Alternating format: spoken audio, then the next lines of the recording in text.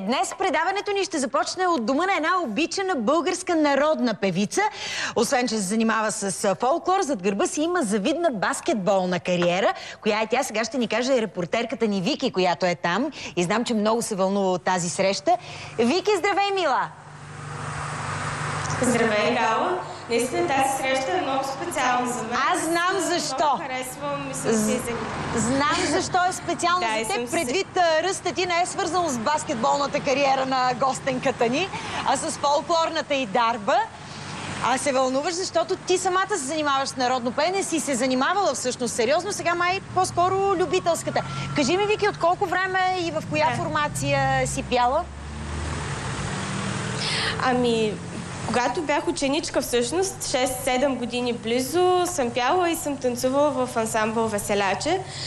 И за мен, всъщност, въпреки че прекъснах, народната песен си остава в сърцето ми. Много съм възхитена наистина от таланта и от песните на нашата любезна домакиня днес, която вече ни очаква всъщност. Поли Паскова е това. О, давай да влизаме. Добро утро! Добре много дошли. ми е приятно за много години. Поли, за много години! Прекрасния ти дом.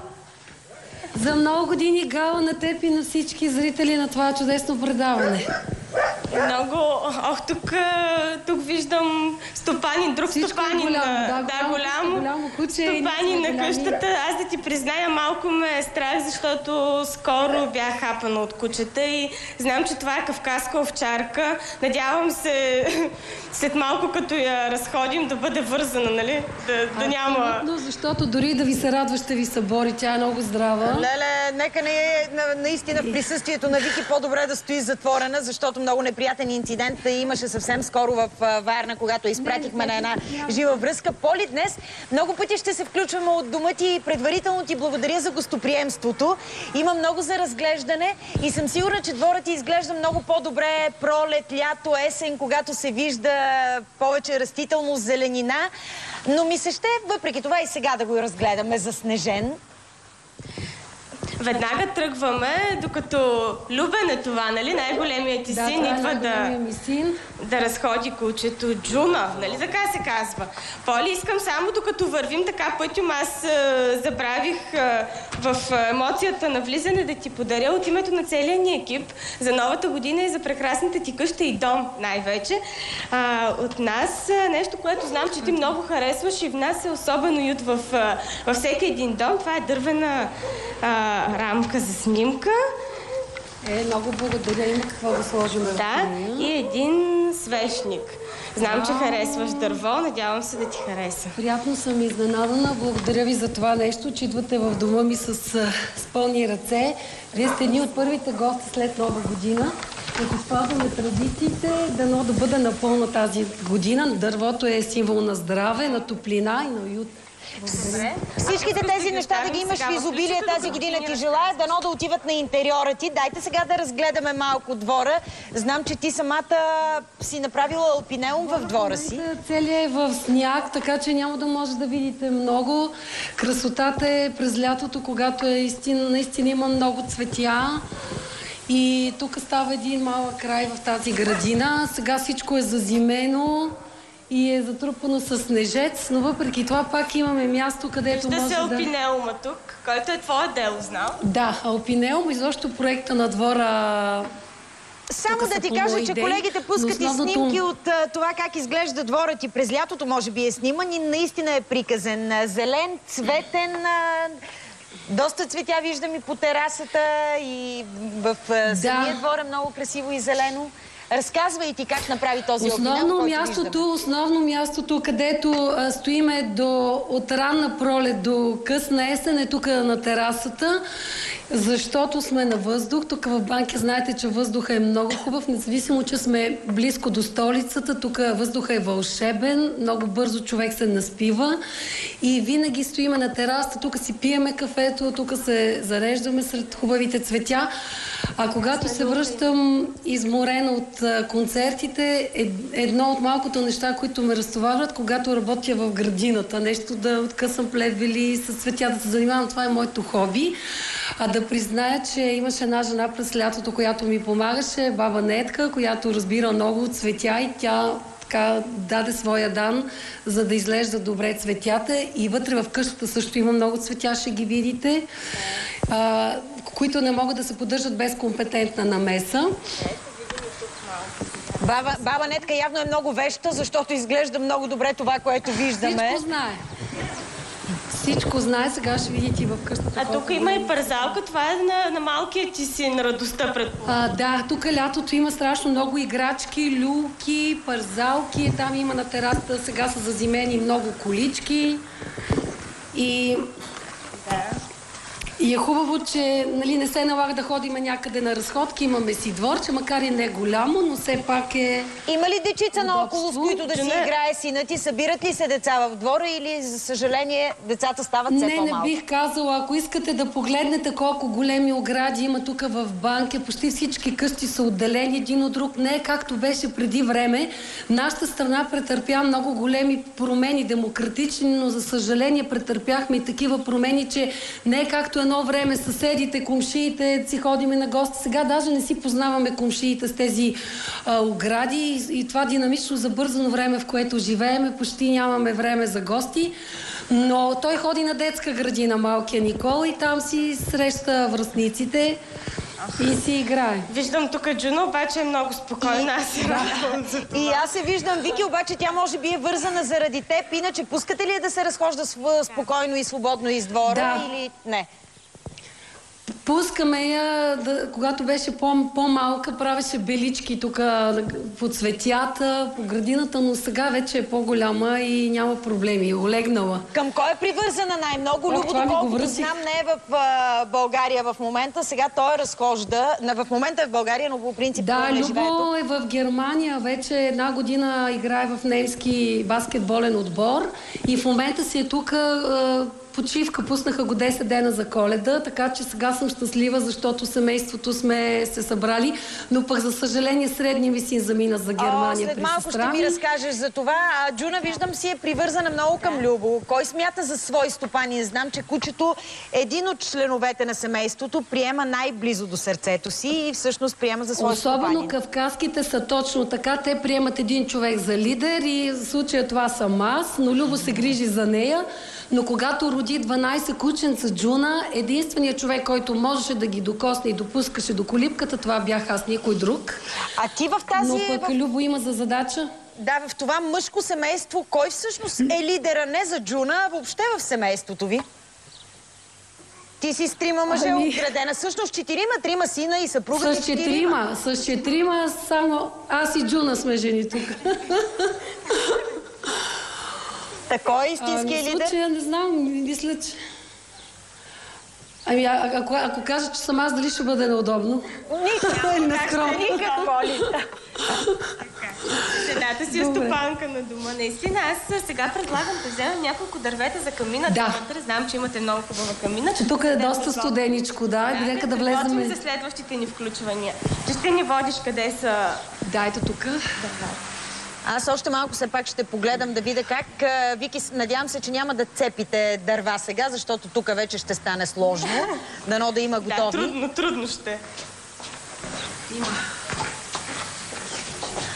Тук имаш барбекю на терасата, Поли. Много е хубаво. Имаме тук основното, вече се събираме. Ето сега ще вземем едно дръвце да сложим вътре в камината и след малко ще ви чакам там. Добре, след малко нямам търпение и ние да дойдем. Няколко пъти.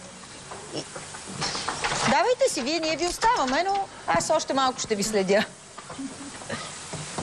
След малко ще гостуваме наистина още... Тук обаче трябва да ни отворят. Да, след малко отново ще бъдем в дома на Поли Паскова. Всъщност днес няколко пъти ще се връщаме към нея. Ох, че хубаво това, което виждам. Уютно, къща, прекрасно и най-малкият син. Как се казва? Никола. Здравей, той малко се срамува, още не е свикнал с нас, обаче се надявам да имаме достатъчно време сега да се опознаем. Ах, че е сладък. Айде, опознавайте се, след малко ти го предразположи, защото след малко ще искам и с него да си поговорим. Палете камината, не знам как ще се справите. Тя полу е запалена, като гледам, просто трябва това голямо дърво. Ами започнахме малко, защото е студено времето. Продължаваме сега обаче. Продължавайте, ние след малко ще продължим срещата си с вас. Сега обаче прекъсваме, защото предстои нещо важно за целия ни екип. Най-малкият член на екипа ни, знаете кой е? Принцесата Дарис. Ето и нея, батковците Даниел и Дейвид. Здравейте, сладури! Честита ви нова година! Честита нова година! Честита нова година! Ти ми сърди днес, добре. После ще ти мине. Здравей, принцесо моя! Я да те видя как беше първата и Коледа, Дани. Ами, първата Коледа за всички беше много вълнуваща, защото миналата Коледа тя беше още в корема на мама. Всички очаквахме с нетърпение. Днес вече, този път бяхме вече в пълен състав. Ето я вече гушната и с дядо Коледа. За разлика от втория ми син Дейвид, който има една потресаваща снимка с дядо Коледа, с затворени очи, отворена уста, плачейки и се чурики. Какъв е този белодрат? Да, белодрат. Ема сега вече не. Какви подаръци донесе дядо Коледа? Ето, тук са вече много щастливи с дядо Коледа, защото донесе пълна торба с подаръци. А Деси ли е с вас? Деси беше с нас, прекарахме това е първата ни нова година, заедно с нейната приятелка Йоана, прекарахме заедно с Деси Иванова и с съпруга Иво, а това е и първата ни среща с снега. Дядо Коледа го приеме много радушно. Така, имаше известна доза резервираност и обследване на персонажа, но пък много се зарадва на подаръците, не толкова на съдържанието, колкото на опаковката, защото ще умолеше хартията.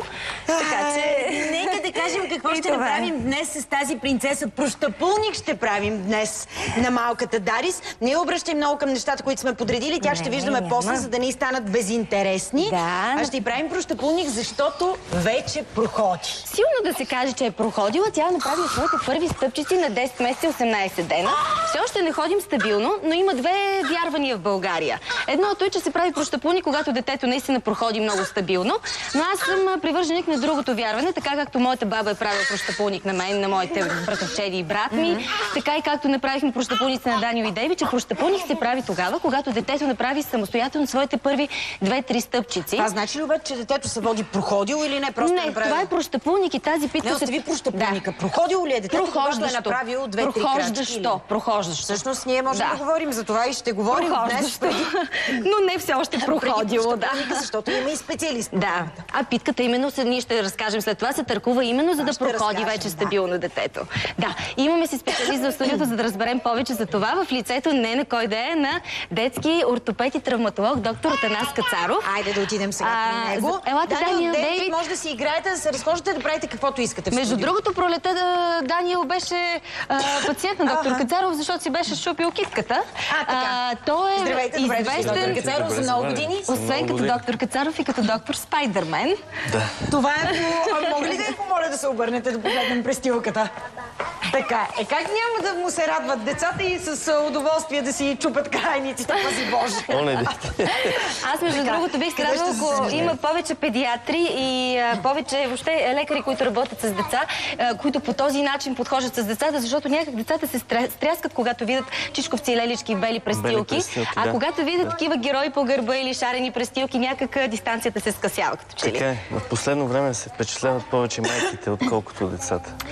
Според мен малко несправедливо подхождате, защото поне едно Барби трябва да има отпред или нещо такова. Спайдермен, добре, няма нищо против, но аз съм майка на момиче и си мисля, че... Така, мислите ли, че дискриминация не трябва да на моята фигура ще сложа Барби отпред, ще бъда прият така? Мисля, че малките девойки ще са много щастливи да ви видят едно Барби отпред.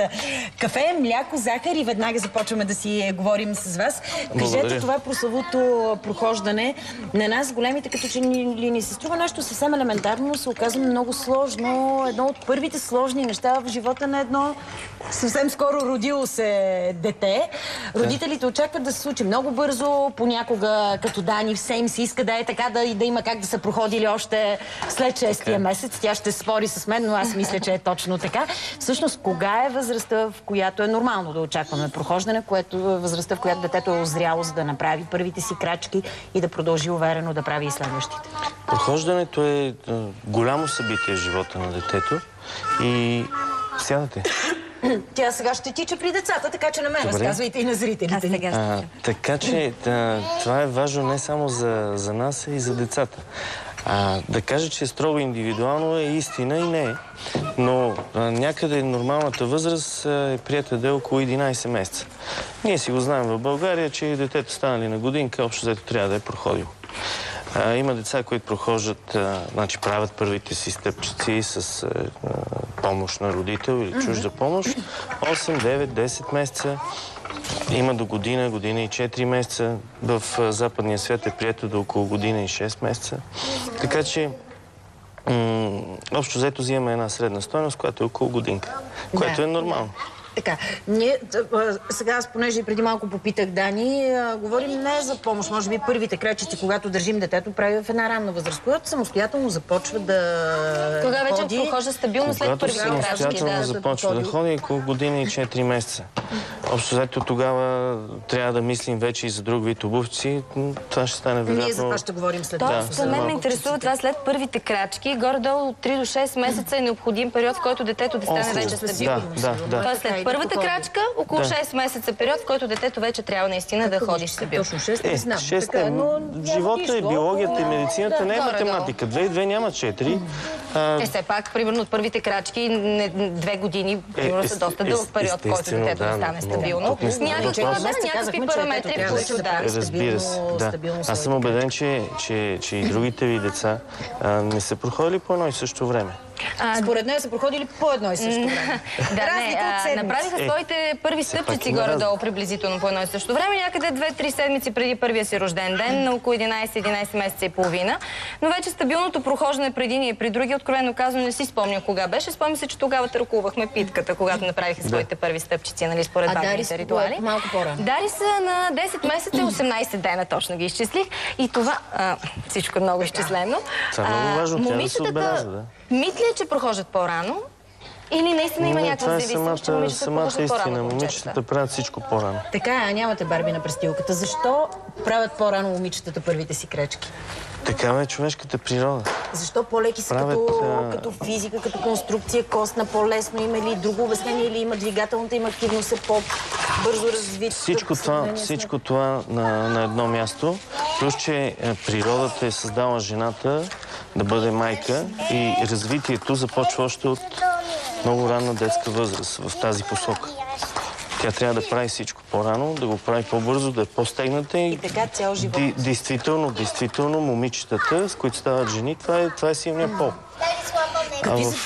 Какви са причините за забавянето? Когато се забавя прохождането, можем ли да ги разделим на различни видове, да кажем, ако има някакви ортопедични проблеми или пък психиката по някакъв начин, страх от правене на опит да се... Възможно е. Може да ги разделим на няколко големи групи, но така да стане по-лесно за възприемане за зрителите.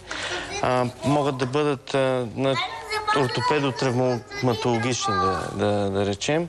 Една голяма група, в която не дай си Боже, но и такива деца се раждат, които имат някакви проблеми или вродени дефекти, скъсяване на крайниците, липса на части от крайници. Така, но това е видимо още при самото раждане. Това, което усещам аз, въпроса ви на къде отива, е, че ако има някаква причина, която при едно нормално изглеждащо дете с нормално развитие, се забавя прохождането, на първо място трябва да мислим за някакъв вид от мускулните дистрофии, от спастичните или от паралитичните. Тоест, това е детската церебрална парализа или мускулните дистрофии тип Дюшен и така. Те са много популярни станаха, но за тях се крият доста страшни диагнози. Затова най-хубаво е, когато се съмнява родител или личния лекар. А какво може да се усъмни? Тоест какво да забележи? Какви симптоми? Това, че не прохожда детето. Това, че детето или да провлачва кръче. Значи, детето не е като възрастния. Когато то няма стабилност, просто не стъпва на кръчето. Когато, ако сега преди се мисли, че луксациите, вродените луксации на тазобедрените стави са причина за късно прохождане. Не, детето прохожда, особено ако е двустранно. Той има един много такъв странен вид патещ пешко ходене, което изнася таза и ходи малко като патенци настрани. Да. Но там няма такова забавяне на прохождането. Проблем е патологичната походка. Когато обаче има причина, която е от централен произход, нали, както е примерно при хидроцефалиите, когато са с по-сериозно развитие, оголемяване на главата заради неврологично мозък. Причина от централната нервна система. Разбира се, да. Или когато причината е спастичните плегии, когато детето започва да ходи на пръсти и продължава да ходи на пръсти. Това е един знак. Типично още в съвсем рано първите опити на детето да стъпва на краче. Така е. Децата прохождат по този начин. Те усещат земята първо с пръстите, защото... Но не спрат ли до някаква възраст е проблем? Кога трябва да спрат да стъпват на пръсти? Някъде около година и 4 и 6 месеца. Тогава за какво се говори, ако те продължават да ходят?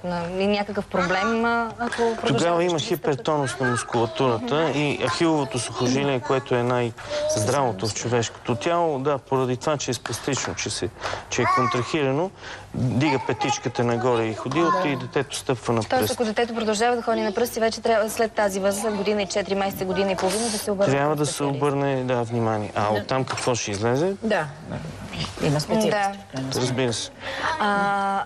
Мен интересува, има така, както по много въпроси, разделение на два лагера при ортопедите, че едните казват, че децата в никакъв случай не трябва да бъдат стимулирани, подпомагани в процеса на прохождането, дори не трябва ръка да им се подава, защото те сами трябва да усетят самостоятелното тръгване и самостоятелната така готовност тях да проходят. Други казват, аз съм съгласна с втората част, че все пак детето по някакъв начин трябва да бъде подпомагано, някакъв социален контакт трябва да има с него. Ти даваш отговори, малко не задаваш въпрос. Защото ти си искаш да вземем твоята страна, разбираш, защото аз пък съм малко от другата страна и сега ще кажа защо. Всъщност, трябва ли да бъде подпомагано детето, стимулирано или не? Разбира се, живеем 21 век, обществото ни е социално, детето иска да усети контакт, присъствие на родител или на близък човек. Ако не бъде подпомагано, какво оставаме го на улицата или в полето, какво стане? А по какъв начин трябва да бъде изразено това подпомагане? Подпомагането стимулиране. От самото начало, стимулирането, това е детето да усеща контакта с близкия човек. Най-първото средство, това е подаването на ръка. Ръчичката трябва да усеща ръката на родителя, след което, ако детето бъде подпомагано пряко, трябва да бъде държано под мишниците за телцето. Чакайте, това ще демонстрираме точно как, защото знам, че се стига до травми, когато не се прави по правилния начин. Освен това, трябва да спрем за малко, защото... Мисълта ми е, че контакта трябва да бъде по-голям, колкото се може по-голяма площ. Добре, ще споря след малко с вас, веднага след рекламата. Освен това ще видим прощапулника на Дари само след мъничко. На гости сме в Банкя в една прекрасна къща, но всичко това след рекламата.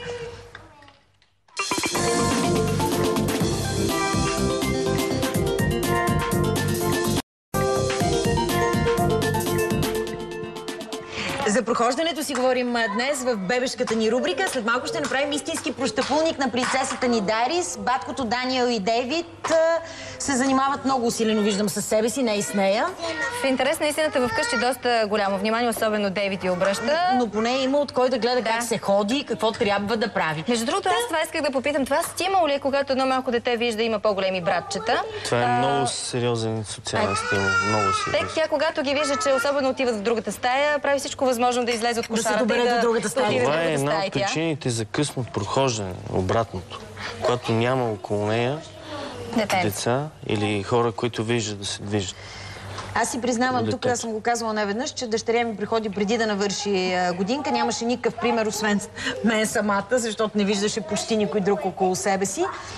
Аз не исках да проходи толкова бързо. Знаех, прохождането не ми беше въобще. За всичко друго съм си мислила за зъбките, защо не поникват, кога ще поникнат, какво се случва. Не искаше да тичаш след нея, да я гониш? Не исках да тичам след нея, искаше ми се да задържа бебешкото, да ми е мъничка, да се свива в мен, да я нося на ръце, да мога да оставам, да разчитам, че няма да тръгне на някъде. Всички тези неща. Тя проходи преди да навърши годинка и по никакъв начин не съм стимулирала това. Не знам дали е добре или зле, но така беше. Това е истината. Дани пък, колкото и да твърди, че не е така, Тя постоянно се опитваше да води Дарис. По какъв начин Това е абсолютна инсинуация, защото Дани е на работа по цял ден и когато се върне вкъщи, винаги пита Дарис нещо направила ли новичко днес. Дай да покажем как я стимулираше, как я държеше, за да каже доктор Кацаров, кое е... Айде да видим. Аз разбрах, че прави обаче грешка, когато й помагам, защото я води за ръчичка. Как трябва всъщност? Малко е рано да се води детето за ръка на тази възраст. Малко е рано. Така, как го когато ходи стабилно, тогава вече може да се води за ръчичка. Дани, айде да покажем как го правиш, за да каже доктор Кацаров как е правилно. Ето, когато сме заедно с нея, се хващаме за ръчичка и ходим ето така. Добре, тя ходи добре, обаче малко рано да я водите за ръчичка. Защото как рано? Тя мисли, че е проходила, вие пък сега рано да я води за ръчичка. Тя е прохождаща нагала, не е проходила. Тя е прохождаща. Кажете как е правилният начин. Непременно да помагате на детето, особено при слизане по стъпала или неравни повърхности. Трябва да я хванете. Трябва да стане. Ей, тук искам, за да може камерата да... Айде, отиди. Поснима. Тя е неукротима. Сложно сега. Сега вдигаме крокодилката и всичко.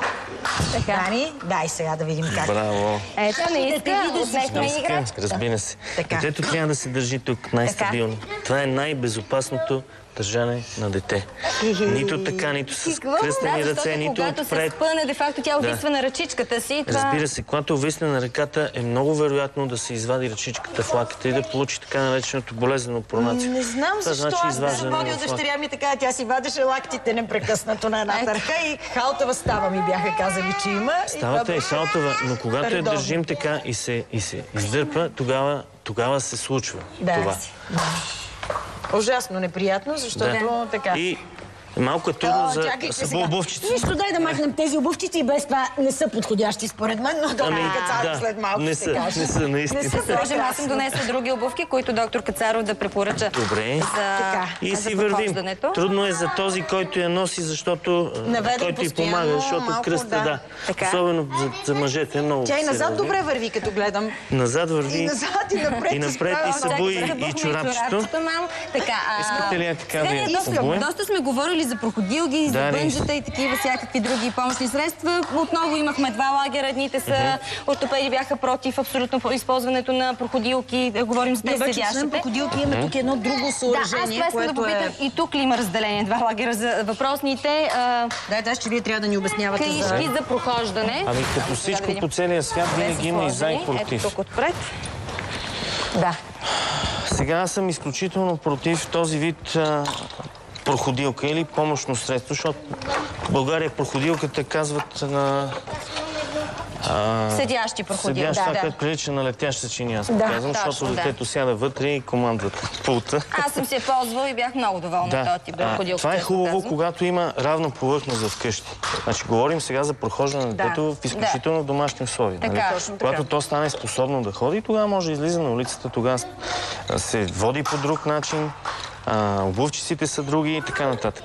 Но това нещо за мен е много опасно. И това се потвърждава от всички дечица, които идват в болница. И аз мисля, че това е опасно. Има и вкъщи дори не попаднахме. Опората е едностранна, защото може да падне ли? Това ли е причината? Детето пада и травмите на крайниците или главата много често се удря, защото децата няма как да се предпазят. Точно вчера ни се случи такова нещо. Имаме тип камионче, такава проходилка от Батковците и тя помисли, че може да разчита на това нещо. Де факто хлъзна се и падна. Другата проходилка е добър вариант. Другата проходилка е добър вариант и детето, но не бива да седи много дълго време.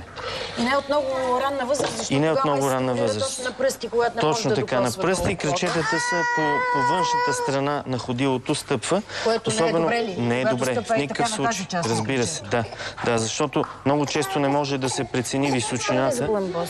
Да се стъпват ето така. По тази част на ходилото. Това е страничната. Което какво може да изкриви свода или тук глезенчето долу да... Разбира се, може да се получи деформация на крачето. Защото при тях костите са все още в стадии на хрущялно развитие и са много лесно деформирани. В малко по-късна възраст, когато е станало и само иска да стъпва на крачетата си, можем да ползваме другата проходилка и не прекалено дълго време. Разбира се, и не прекалено дълго време, защото там няма контрол на гръбнака. Още мускулатурата мускулатурата, която държи гръбчето изправена и физиологичното развитие на гръбнака не е до толкова озряло, че детето да може да стои изправено, без да по-дълго време, без да се получи някаква деформация. А наясно ли сте с тези каишки или как се казва това, Дани? Каишки за прохождане, поне така и в интернет, Каишки когато за прохождане. Аз знам, опитах преди малко Те са като приличат малко на... Ами сега доктор Кацаров предполагам, че понеже не съм използвала с Даниел и с Дейвид такива. Това трябва да се сложи през кръчетата, това през ръчичките. Може да и го сложим, да попитаме все пак. Някой, може би трябваше да извикаме Тара, която е ползвала такова нещо за прохождане. Това отзад ли се слага? Да. Кръченцата ли трябва да напъхаме на... Аз си мислех, Малко че това... кръченцата. Тара, ела да го сложиш това нещо, моля. Стой сега. Така. Чакай, ще го пробвам на мен. Аз си мислех, че... Чакай, Мирчка. Даниел и Дейвид, искам да внимавате с... Ела си вкарай кръчетата тук да видя това как се ползва. Те са максимално разхлабени в момента. Айде, дай, моля те, вкарай го. Така, тук. Дай сега другото тук. Ето така, може би. А това не е ли за ръчичките всъщност? Обърнахме го. Така като... Аз мисля, че това е за ръцете. Като няколко човека. Той сега малко ще стегна, обаче трябва да видим как се прави това нещо. Това не трябва да е тук, а трябва да е отзад. Ето така, значи, ако детето се навежда напред, те са максимално разхлабени. А това не е ли сега вредно пак да се получи някакво изместване на ръчичките? Не е вредно. Така детето най-добре може да се контролира от възраст. Сигурно така трябва. Само обърнахме го малко, но сега бързаме и тези трябва да са стегнати, но не до толкова, че да... Ето така. Стягат, ръчичките. Тя е много малко, не може да ще... Тази рисунката де-факто отзад малко. Писне ли ти, принцесо? Не ще ти писне? Чакай, малко го обърнахме. Картинката сигурно отпред, въобще, но няма сега, нищо важно. Има два начина на сваляне. Един отпред, един отзад. Зависи детето как ходи. Не трябва да е... Когато я държим, това е широко, нали? Не го стягаме, но когато я задържаме, ето в това положение имаме най-добър контрол. Ако детето, разбира се, трябва да са малко по-широки. Тук недостатък на всички каишки в България, че ги продават много тесни. Не знам, защо пестят материали или просто така са ги изкопирали. Може би и тук, ако самата каишка е по-широка, по-плътна, ще е по-удобна. Разбира се, трябва да държи раменете. Тип осморка трябва да се получи тук на двете раменца и... Да, не виждаш и така няма да се навеждаш. И да се придържа. И защо сега? По този начин, ако детето изгуби стабилност на крачетата или се отпусне, никога няма да го изтеглим за ръчичката. Да. Те са изключително удобни и при външни условия, в парк, в градинка. За да не ходи привита майката. Много удобно. Е доста подходящо. Разбира се. Просто това дават и малко възможност за почивка. Все пак. Кръста на гърба и така. Привита майката определено трудно може да издържи. Между другото, много майки се притесняват... Много се притесняват и от патешкото ходене на децата. Разбира се, когато не става въпрос за проблем с ставите. Искате ли да я разкопче? Да. Това може би е свързано с още такова притеснение имах с втория си син, дори го заведох на ортопедичен преглед, тъй като ходеше, наистина се поплащаше като патенце до към втората годинка. След това израсна тази походка. Трябва ли да се притесняват майките и на какво се дължи? Трябва да се притесняват умерено. Така. Като започнат да се притесняват, да потърсят. На какво се дължи това патешко? Това се дължи на нестабилност на кръчетата. Общо взето, патешкото ходене е така малко народно, защото патешкото ходене като патологична походка при нас е малко по-различно. Тя е свързана с луксациите на тазобедрените стаи. Това е типичното патешко ходене. Докато при дечицата няма развит свод. До около 6 годишна възраст. Значи, кръчето е плоско, кръчето е плоско, има повече масна тъкан на ходилото. Тоест, костно-мускулния... Да, костно-мускулния. Между другото, и това не е много полезно, особено при момичетата, които сядат и държат кръчетата настрани. Коленцата навътре, а ходилата навън. Не бива, защото до около 4 годишна възраст съзрява един ъгъл на бедрената кост, ъгъла между горната и долната част и оттам идва това ходене, което в последствие го търсим лекар за ходенето навътре. за държането Това е на проблем, ходилата аз навътре. стоям с дъщеря ми. А обувките, стигнахме до нещо много важно.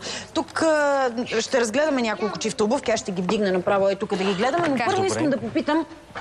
Природата така ни е създала. И доста амортизирани, едно защото време ние ходим само с тези Това са обувки, най-хубавите де факто. обувки Да. от Така. всичките за прохождане. Едно време така ни е създала природата, че да ходим боси. Вярно, че сега условията са различни, но съм чувала от ортопеди, че е добре детенцето да ходи босо, не знам когато прохожда или малко след като проходи, по неравна повърхност, защото тогава усеща дразненето, инстинктивно свива кръчето си и така оформя добре свода си. Вярно ли е това? Стимулация, да, на проприорецепторите, дълбоките рецептори, които изпращат импулси в мозъка и там обратно в мускулатурата. Сега, идеята е колкото истина, толкова и не. Защото, например, в Америка или други много социално развити общества, това нещо не се препоръчва дори в домашни условия ходенето. Защото може кръчето да се нарани, да почнат инфекции и най-малкото нашите крака не са устроени да ходят по бетон, по паркет. Да, затова казвам, където има неравно, може би по земя, по тревичка. Виждал съм такива постелки, като нещо като тази, на която играят децата. Гумени, които са с малки топчета. И ако детето ходи по тях, може да се стимулира. Действително, това го има като момент. Както са чехлите с топчета при възрастните. Както са чехлите с топчета, да. Това ли са най-подходящите Това за прохождане, това са най-подходящите. Те са съвсем мекички, от естествена кожа. Ципче. Те всъщност имат ципчето. Да не ги развързвам. Ципче и връзки, да. Отвътре е мека, стелчицата е мека. Имат добър форт, това отзад, което е над подметката. Да, също е мек. Тази част, да, е мекичка. Наистина е много удобно, защото като сложа по-плътно чорапче, веднага има стелчица вътре, която е и за сводчето. Даже и свод си сложили. Да. Тоест тези обувки да сложим сега, за да направим няколко стълбчици след питката. А тези подходящи ли са? Тези са с доста по-ригидна подметка, виждате. Те са подходящи. Първо, това са летни обувки. За външни условия. Говорим за вкъщи, примерно. Затова казвам, че защото са за външни условия. Когато детето наистина почне да движи само. Тоест тези на този етап не. Не виждам тези обувки, които всички твърдят, че са много полезни. Тук по-високи в задната част, хващащи и твърди. Да. Добре ли е? Държат ли наистина стабилно крака или това е остаряло? Аз лично мисля, че това е схващано още от средата на миналия век. И не го приемам. Защото обувката меко казано притеснява детето. Струва ми се адски неудобна тази твърда... Маратонки сега са съвсем мънички, за момченце, за момиченце, много красиви, много ефектни. Добре ли е да се слагат? Да, идеята е подметката да бъде максимално ниска и да бъде по същия начин мека. Ако говорим за прохождане. Маратонки толкова смекички, колкото тези. А тези директно ги изхвърляме, нали? Това са бутафорни, само за... Бутафорни, всеки път водим и я разхождаме с нея. Ние сме в студиото. Ние ги слагаме на входа на студиото и ги събуваме там. Всички знаят това. Това са куклински обувки. Аз не го знам, както се вижда, с тези се е ходило доста. Да, изключително много са изтрити. Ето вижте, страшно са изтрити. На бал сме ходили. Се не ме карайте да взимам страна. Напротив, разчитам на това. Така се спорим с Гала винаги. Така че, добре. И нещо, което мен ме вълнува, ходенето навътре и навън.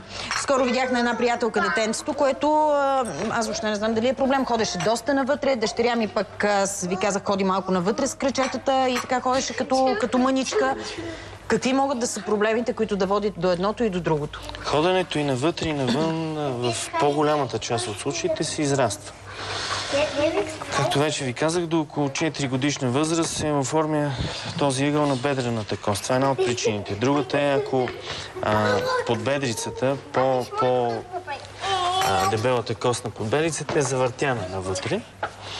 Нали, вървим отгоре надолу на крака. Причините, поради които може да ходи навътре. Третия вариант е плоскостъпието. Плоскостъпието, но за него се взимат мерки от около 6 годишна възраст и нагоре. Сега в България са много разпространени едни пластмасови кори, които ги наричат супинатори за деца на по-малка възраст, около 3 години. Къде се слагат?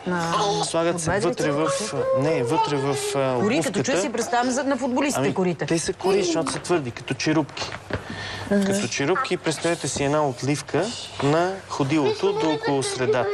висока около 2 см и половина, която държи петичката и задната част на ходилото. Я държи, тя влиза в обувката, плътно по вътрешния ръб на обувката и ходилото по външния ръб на ходилото. И така е като един амортисьор по-твърд и задържа петата, за да не се завърта ходилото.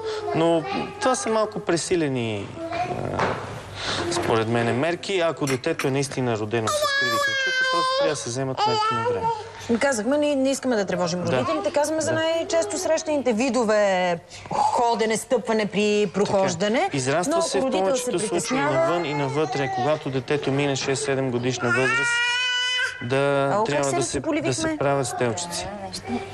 Така, да се правят стелчици, а тези малки крачета, които са Дани ги обу, аз исках да видим как да се грижим за крачетата, които са толкова нежнички, мънички и Кацаров ще ни покаже специалния масаж, който да, какво се прави? Масаж ли трябва да се прави? Свалим едно се прави, айде да го свалим, принцеса малко. Колкото може по-често през деня, когато се прави тоалет на детето. Защото сигурно се уморяват това краче малко, което... Вижте колко...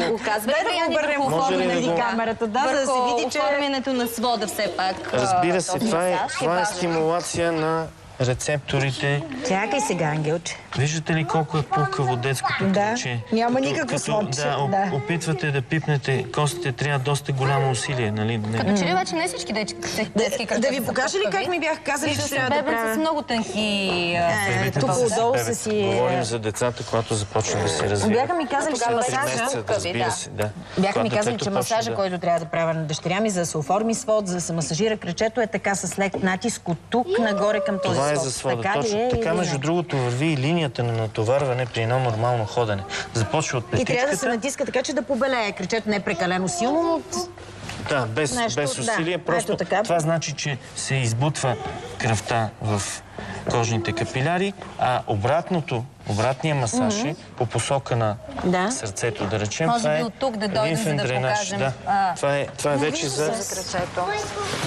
Това е вече за обращение на лимфната. За да не му текат крачетата, като се умори това малко зайка. Всичко си личи, че и е приятно и харесва. Разбира се, харесва и когато човек тя търси контакт, се занимава с нея. Дори само да е гадаличката, ще е хубаво. Иначе, разбира се, естествени материали на крачетата, чорапките, предполагам, помощни, обувчиците.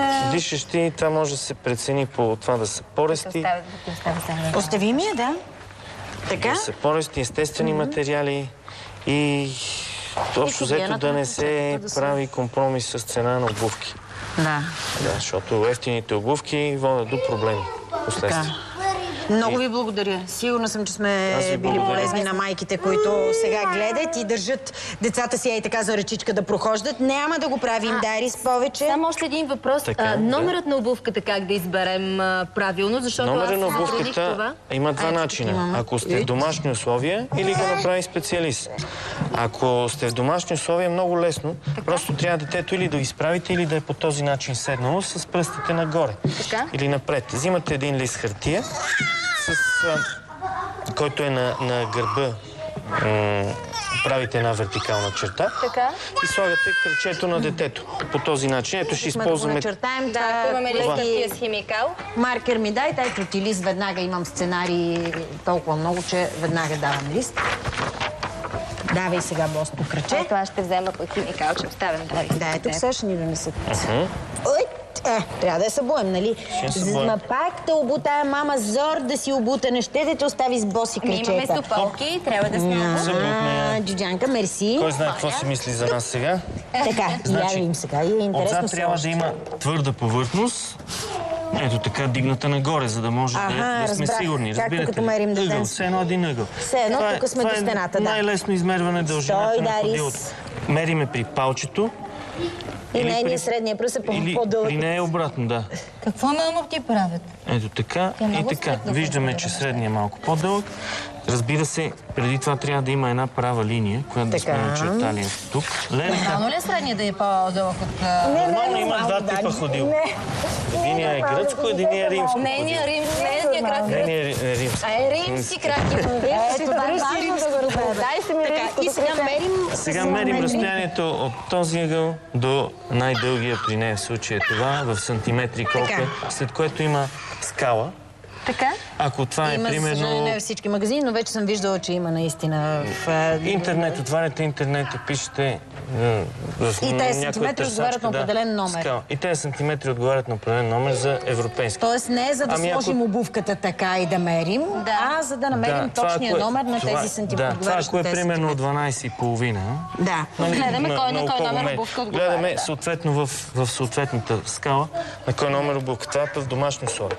Когато става дума за точно прецизно мерене на кръчето, не само по дължина и по ширина, защото има няколко вида крака, нали? По-тесни, по-широки и средни. Тогава има един специален уред, който е конструиран преди около 60 години от един американец, Бранък се казва. Чарлз Бранък носи неговото име, който за жалост не мога да ви покажа снимка. Замерва кръчето и на ширина. Замерва кръчето и на ширина. Има го в много модификации в днешно време. И за мъже, и за жени, и за деца, и универсален, и за спортни обувки. Верен ли е този метод, ако че майката трябва да пъхне пръщето си и трябва да има един пръст разстояние отзад край петата? Това е много хубав бабешки метод, който майката поне с големи ръце, да. Ако майката с тънко пръще, т.е. е добре да бъде. Добре, ако майката... Може би котрето. Котрето, да. В никакъв случай да не купуват 2-3 номера по-големи, за да може да си ги носи по-дълго. Тогава детето наистина прохожда много трудно и се спъва. Ако не са правилния номер, да. Надяваме се, че тези малко са големички като челиде, но се надяваме. Те са мекички и тя малко ги е... Да, така. Благодаря ви, доктор Кацаров. Аз ви благодаря. Беше ми много приятно. Надявам се, че до нови срещи. Аз ще доведа дъщеря ми при вас. Тя вече е голяма, няма нужда от Барби, но помислете за Барби. Не е справедливо. Розова престилка, не е розово Барби. Благодаря ви още веднъж. Мерси. Всичко добро, до нови срещи. Дани, сега тази принцеса ще и направим прощапулник на малката прекрасна Дарис. Ето, ходиш колкото ходиш, ще прохождаш. Между другото, според народните вярвания, прощапулника се прави една от версиите, че първия ден, в който тя направи или той първите стъпчици, бабите замесват питката и трябва да се Бабите, аз мислех, че майката или бабата, но мисълта ми е, че трябва да се търкуне питката преди зале слънце на същия ден още. Ако детето го направи вечерта, на другия ден сутринта. Друго е мнението, че трябва да бъде детето много... Удари ли си челцето? Тук. Някъде се е чукнала, сигурно. Има така вероятност. Но другото твърдение е, че трябва да се прави в сряда. Така че ние го правим точно в сряда. Да, по едно от родители успяват в сряда. Аз също знам това поверие, но заради заетостта на родителите обикновено се прави събота и неделя, защото се канят и приятелки на мама, и дечица е хубаво да тичат много. За това сме довели батковците, които са нейния стимул винаги. Приятелки, само първо ми кажи на какво сме нарекли всичките тези... Може би не трябва да гледа тя, ще я така, много е важно родителите предварително да нарекат предметите, а не след като детето си го вземе да започне да си правят всякакви вариации, както им харесва. Така, ето тук имаме пари, те са... няма вариация при тях, става въпрос за банково дело, финансист, въобще, или че ще бъде богато детето. Микрофон за водеща, копчета за архитект, дипломатически паспорт с донесла. Така, имаме маска, която е за актриса. Че хубаво, добре. Имаме лекарски слушалки, ясно за лекар. Имаме диск за певица, книга за учен, вестник за журналист, черпак, разбира се, конкуренция на нашата елица. Имаме вестника го казах, мишка за компютърен специалист, имаме червило за гримьор, имаме игла и конец за стилист, имаме лента за художествена гимнастика, писалка за учен, фотоапарат за фоторепортаж. Чакай сега, това е за журналист, вестника, а книжката? Книжката, за писател. За писател, точно. Хайде така. Нека да е писател. Другото е за учен химикалката. Знаеш, аз понеже дъщеря ми, когато я направихме прощапулник, понеже ходеше стабилно, аз съм ми направила и снимка. Бях сложила не съм я донесла. Бях сложила един мой сценарий, нещо с което беше свикнала като че ли най-много, така на руло. И тя хвана химикалка и сценарий. Така че, Ева Ячо, бъдещата смяна е дъщеря ми. Добре, сега да кажем къде ни е питката. В питката трябва да има обикновено замесено просо. Кажи защо. Просо трябва да има. Ами така, прочетохме според народните обичаи, че трябва задължително да има просо, тъй като по този начин детето ще да бъде просено. Освен, че ще си така предскаже бъдещата професия, ще бъде искано за булка или за жених, когато порасне. Прекрасно, сега ще си поканим приятелки Даниел, Дейвид. Сега, ако обичате, чуйте. Концентрирайте се. Айде сега. Тишина, защото сега ще обърнем внимание на Дарис и на прохождането й. Да, ето Джуджи е готова да дойде. Къде са Джуджи? Елица, искам да дойдат Марианка, която присъства на раждането на Дарис. Къде са? Имаме две питки. Марианка беше човека, която наистина първа видя Дарис, тъй като беше в операционната по време на раждането, моята колежка. Дани, понеже ти си майка с много деца и хората в екипа много те обичат, две питки са ти умесили. Ела сега, застанали са хората сутринта рано, наистина избери коя от двете искаш. Къде си бе, Любов? Защото не трябва аз да това го предоставям на теб, защото ти си тази, която ще търкува питката. Между другото, не случайно Гала ще търкува питката, защото питката се дава на много пъргав, много енергичен човек. Аз не съм слънчна и пъргава, Има две крачета, тук е много сладка, ако искаш тази, тази ми изглежда много вкусна и има просо в нея. Но ето тази избрах, тази ще търкувам. Чудесно. Джуджи, Марианка, как сте, мили мои? Много добре. Абсолютно, особено в компанията на Дарис. Искате да хапнете питка, знам, но първо дай ни детето тук. Сега аз трябва да тичам малко с питката и да гледам да не се спъна.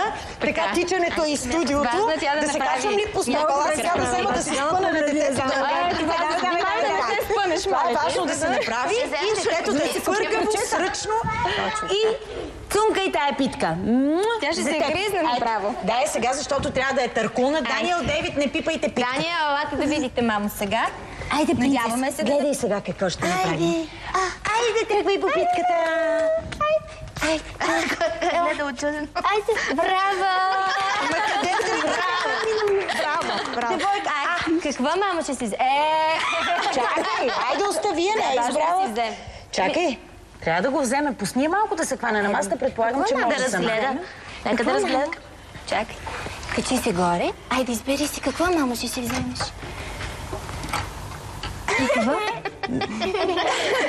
Добре, нищо чакаме. Малко ще изчакаме 2 секунди. Каква мамо? Определено парите. Определено парите, така. Влекат ти гимнастиката.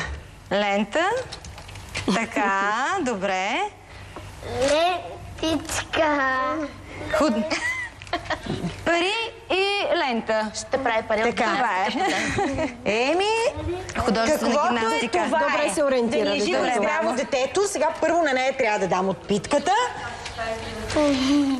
Първо на нея трябва да дам от питката. Заповядай, Дарис, мисля, моето че това момиче. най-много ще заинтригува питката. Питка. Ето, айде, котенце, трябва да я вземеш, пък каквото искаш да прави. Дани? Си искам кръчетата. Кръчетата ли искаш? Браво на теб. Сега чупим ето така. И за теб кръчетата. Да са ви пъргави кръчетата и почвате да тичате сега, като ви дам питката, за да е пъргава и сестричката ви да тича много. Айде, тичайте наоколо малко. Айде, Девид, както не е, Дани, Погледни третото нещо, какво беше? някой трябва да тичат Джуджи, вие с Марианка Третото нещо е микрофона. Тичате малко, Марианка, съжалявам, и моего. Дани не може да се оправи с Ето това са трите предмета. Благодаря. Художествена гимнастика. Тя сега ще взима всичко. И микрофон. Това хвана, сега стига. Сега искаш и дипломатически паспорт и слушалка. Няма такива неща. До 3 се прави. Девид, до 3 се прави. Добре. Така, тичайте малко наоколо. Браво. Вземи си питката. Душичка, нека да потича. Да, опита ли поне от питката? После ще се опита. Каква мама иска? Тя си я иска питката, не дей ти сега. Хайде, вземи питката. Добре, остави като не иска да тръгва от тук. Защо сега я дърпаш? Не мога да оставя самичката от... Ема ние сме тук, къде тръгна? Ето така. Имам подарък за нея. Така. Я виж, котенце, какво имаме тук. За едно проходило бебче. Една такава калинка. Сладка. Ето моето дете. Заповядай. Сега яде. Не занимавай. И Тъй като не видях накрая микрофона Майфана, да е много музикално детето ни, ама няма нищо сме му купили един музикален инструмент. Едно момиче да бъде музикално. Разбира се, че няма нищо по-хубаво. Нас с Джуджи питай. Това да си музикален, момиче по-хубаво от това. Ще запазим мълчание. Ето, така. заедно с Дани ще репетирате с музикални инструменти, да развиете музикалността си сега на тези години. Аз съм развила, извинявай, ще обучавам детето. Така. Пусни го малко, не трябва да го държиш така за ръка, Дани, детето току-що ти обясни човек. Добре, пейси пейнке, леконите Слушай, ето това е, затова ги правим тези детски рубрики. Затова си водеща на тази рубрика, за да не изпълняваш за ръките на лекарите. Ето, не ме изслушат. Аз не знам още какво правя това предание. Джуджи не ме слуша, Джуджи Нюс, като отпере, забрави да спре. Дани не ме слуша, ми и лекарите не слушат. Кой ме слуша, Марянка? Моля те, поне ти стой на моя страна. Дайте. С тебе, но все пак една реклама. Каза, че тя ме слуша да пусна реклама. И аз се слушам, Карка, дай реклама.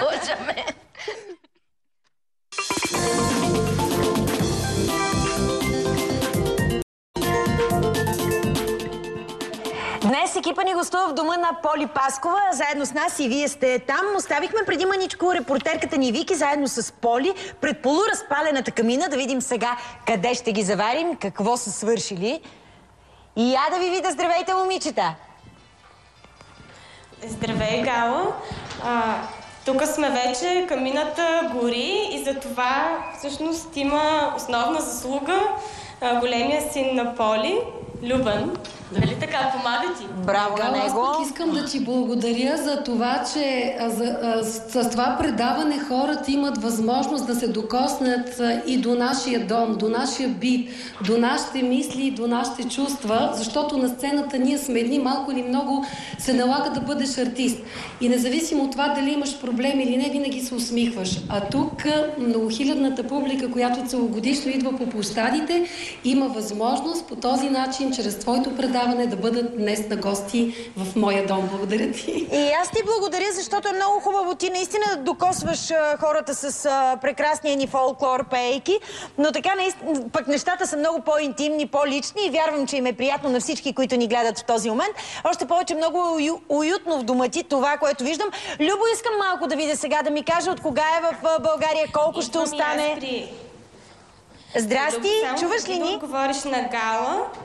Чуваш ли? Да, чувам. Ефира. Искам преди да отговориш на Гала, носим тук подаръци и за вас. Това е един лотариен билет с специално пожелание да имаш късмет и успехи не само по отношение на материалните неща. Хайде сега само да... Тук съм взела и една монета, да изтриеш, да видим дали ще ти донесем късмет. Да. Ето Вики, дано, представяш ли сега, Любо, една огромна печалба и да купиш отбора, в който играеш? Или пък нещо друго, ако искаш. Много се надявам, ако не е с нашия билет, то да ти се случи да имаш прекрасна година, много богата. Вики, трите трябваше да са еднакви ли? Трябва да са 2500. Я да видим тук сега какво е това. Мисля, че когато имаш... Три еднакви ще спечели. Две еднакви не е достатъчно. Гледам отзад да видя дали няма някаква поощрителна награда. Трябва да са три, обаче за съжаление едно не достига, но пък... Аз му пожелавам на Любо нищо да не му не достига през следващата година. Всичко да му е в излишък. Много щедра година ти желая, Любо. Разказвай маничко сега от кога си в България, колко ще останеш, кога се прибираш обратно? Утре пътувам сутринта за чужбина, за Германия, в едно градче близо до Дортмунд живея, в един отбор. Добре ли се чувстваш там? Много добре се чувствам. Условията са ми много добри и единственото, което мъчно ми е за България, че нямаме такива условия в нашия спорт и за семейството, но трябва да сме там и да се... За колко време е договорът ти, Любо, и след като изтече, какво мислиш да правиш? Ще се връщаш ли? Имаш ли намерение да оставаш там? До март месец, края на март, но смятам да остана и да проверя за други отбори. Не смятам да се връщам. Лятото може би да се върна и така съм го измислил. Ти си наследил всъщност баскетбол, страстта към баскетбол от майка си, нали така, в баскетболен отбор? Да, точно така. Покрай нея така да се каже, стартирах с баскетбола. Те ме бутаха майка ми и баща ми. И не съжалявам за това, което... А Поли не съжалява ли сега, че си толкова далеч? Знаете ли колко трудно го навих да играе баскетбол? Той в началото не искаше и заради него се наложи да карам 7-8 деца. Имах един голям джип и ги качвах всичките и ги карах в залата, само той да започне. Но той така бързо се разви и така тръгнаха нещата при него, че сега спорта му е в кръвта и наистина той има професионален договор. Радва ни, че още на 17 години беше включен в мъжки отбор на ЦСКА при Росен Барчовски и играеше основен състав даже, но след сложна операция на рамото се наложи да прекъсне и сега е в Германия. Преди малко, докато гледахме прощапулника на Дарис, ти ми каза нещо много интересно за твоя опит с твоите деца и че всъщност се е сбъднало това, което са взели, казваш за Любен. Първо искам да поздравя вашата колежка, режисьорка, че така добре изглежда с 3 деца. Възхищава ми се и веднага ме върна назад във времето, когато правих прощапулник на своите деца и искам да споделя, че има истина в това народно поверие, че всичко това, което изтеглиха децата, се сбъдна. Любо от многото предизвикателства и изкушения, които бяхме наредили, се хвана за баскетболната топка и за $1 имаше. И двете ги хвана. Мишо, средният ни син, който знаете, че е вундеркин. Разкажи ми за... Айде първо кажи какво са хванали, след това ще ми разкажеш за Мишо, защото наистина ми е интересно, то е специално дете. Да. Той какво хвана? Мишо хвана една касетка, която тогава беше символ на нещо музикално, защото нямах микрофон. Аз още не пеех тогава професионално. И Мишо наистина, сега независимо, че е много висок и тук ухажван от много баскетболни треньори, той се насочи към пианото и за наше очудване невероятно добре свири и пее. Освен това, че добре се учи. А Коки пък ни изненада, неговия прощапулник беше най-скоро. Бяхме наредили всичко от компютър, от микрофон и всички неща, които видяхме на екрана.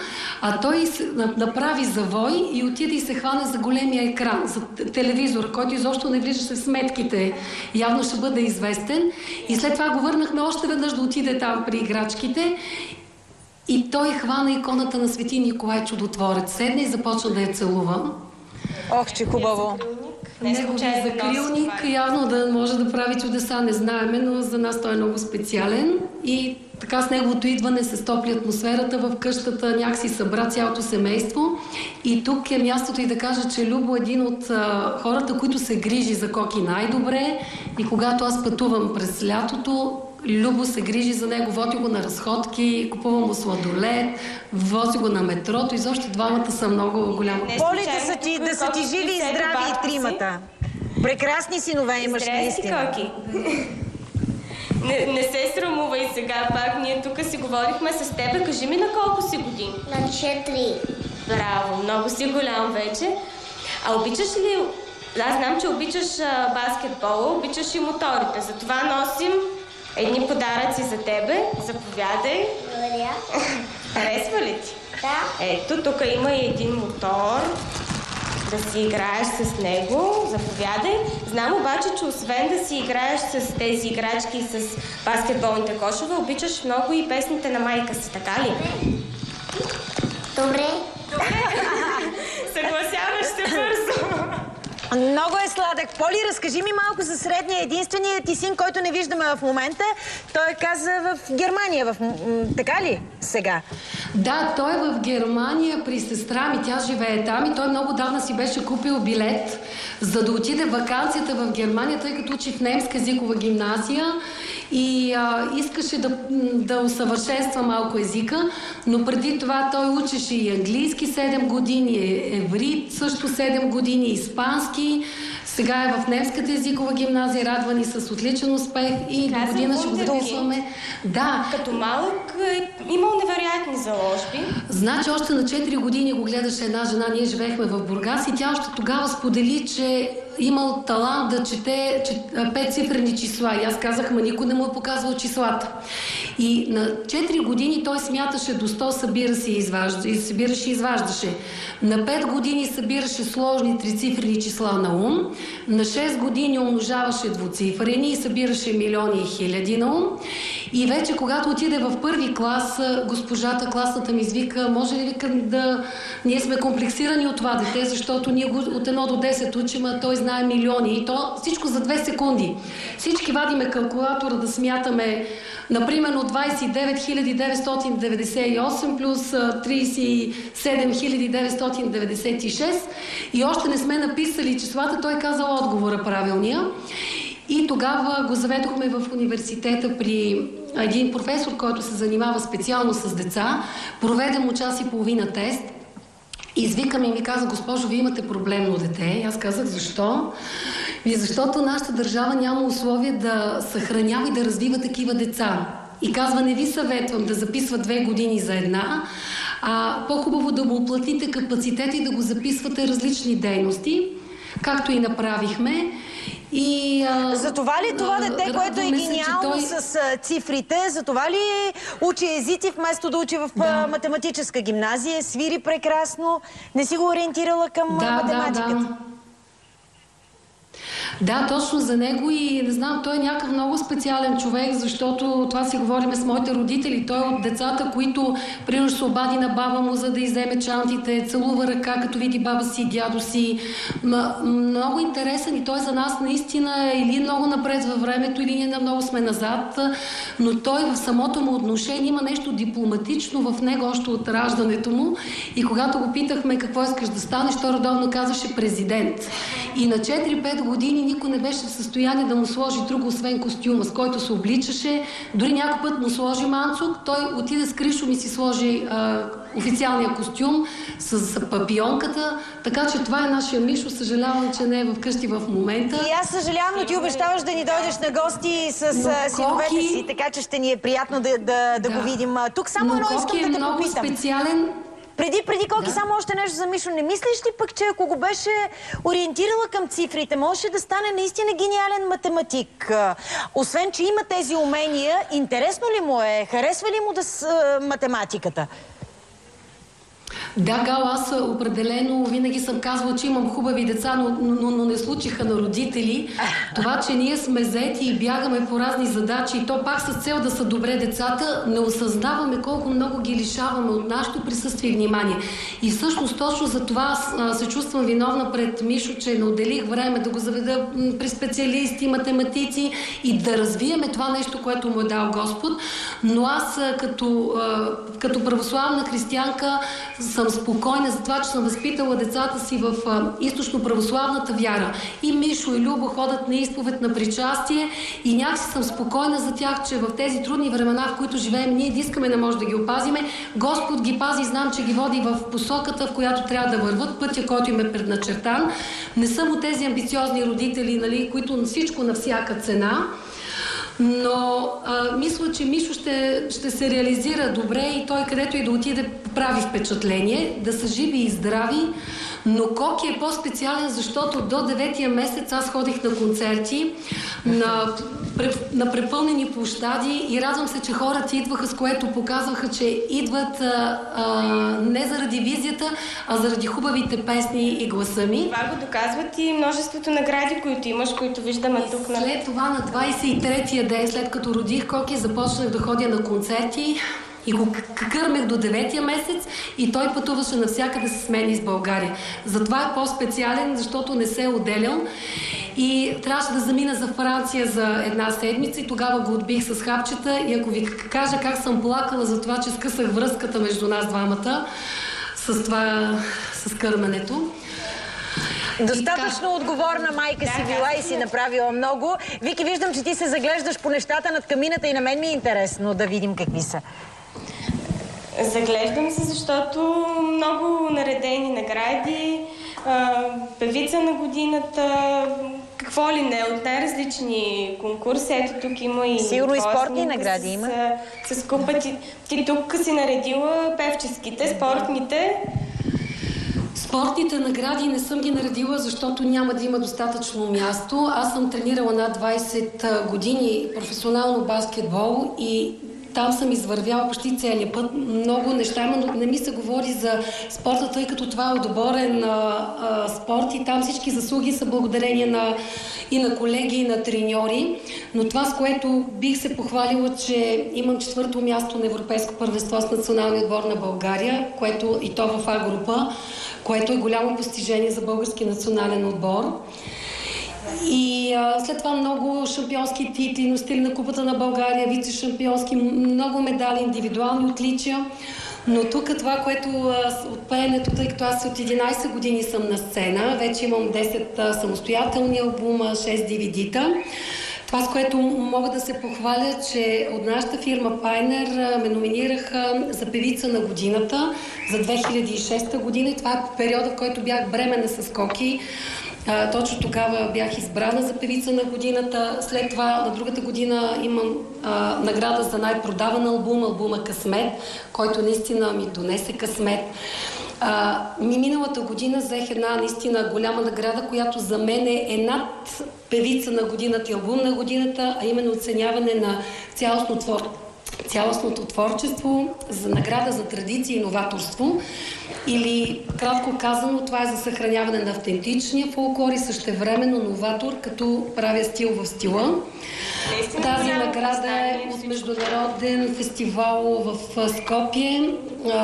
Радвам се, че от 20 македонци, които участваха, получих най-голямата награда, първо място на журито. И тогава един македонец ме попита: бе, ти случайно да не си македонка? Викам: не, аз съм шопкиня. И той казва: ке питаш майка ти, оти те е правил македонец. Не може така да певаш хубаво македонство. И сега хората до ден днешен... Всичко хубаво, що е макето. Ходейки страната, всички смятат, че не съм от Банкя, съм от Банско. Точно заради това, че пея македонски песни. Поли, това е за завиждане с 3 деца, да направиш такава блестяща кариера. Аз те поздравявам. Въпреки че знам, много ти е помагал по пътя към успеха ти и твоя съпруг. Малко сте си разменили ролите. Той е този, който е излизал в бащинство и това се е случило още с раждането на Любо, на първият ти син, и ако сега е нещо вече превърнало се в нормално нещо. Да. Човека си има късмет. Когато забременях, тогава той беше в националния отбор по академично гребане, аз бях в националния отбор по баскетбол и трябваше един от двамата да се раздели с спорта, защото нямаше кой да ни помага за малкия. И той ми каза: ако родиш момче, аз ще го гледам, ще взема бащинство. Ако родиш момиче, ти ще го гледаш. Има си късмет човек сега. Да. Така е. Не, 1-3 момчета. И аз на втория месец се върнах да играя баскетбол. Тогава играех в отбора на Славия, а той го гледаше. Ходеше в кухни, консултации, така че за Любо особено той много е помагал и има, нали, основен дял за помагане в къщи, за израстването и така. Всичките тези години обаче, когато си работила неуморно и с децата, си намирала време и да шиеш гоблени, защото знам, че някои от тези тук са твои. Ще ни ги покажеш ли? Да, разбира се. Гоблените в къщата са страшно много, над 50, но тук са наредени тематично. Тук в хола на тази стена са тези, които са на религиозна тематика. Те гоблените са от известни автори всъщност, няма какво да ги представям. Това е Козарката от Буше, а тук всички другите са икони. Кажи ми, кои са твои? Аз съм ушила само 20. Когато бях млада. Боже, за 20 живота не мога да ги ушия. Чакай. Първият гоблен, който уших, беше този. Колкото и да ви се струва, че е малък, това е невероятно труден гоблен, защото 1 към 1 е лице и схемата на този гоблен е колкото една голяма спалня. Леле. Това е казанската икона, да. Това е казанската икона. Това е пророк Еремия. Тайната вечеря, знаете, този също аз съм го шила. Мадоната на Морельо. Рождество Христово също е мой. Колко време отнема шиенето? Ами различно. Значи аз се бях специализирала, примерно да уши един цвят в целия гоблен, но това трябва много да си шил, за да не сгрешиш. И добрия гобленар се познава, когато лицето и гърба нямат разлика, т.е. няма никакви възли. И аз се гордея, че моите гоблени са такива от хубави конци, които имат трайност 400 години, изложени на пряка слънчева светлина.